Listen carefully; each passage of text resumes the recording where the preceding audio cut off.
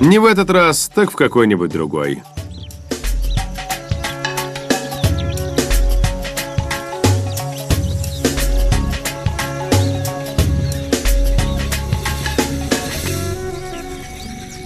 В парке обитают десятки тысяч уганских кобов.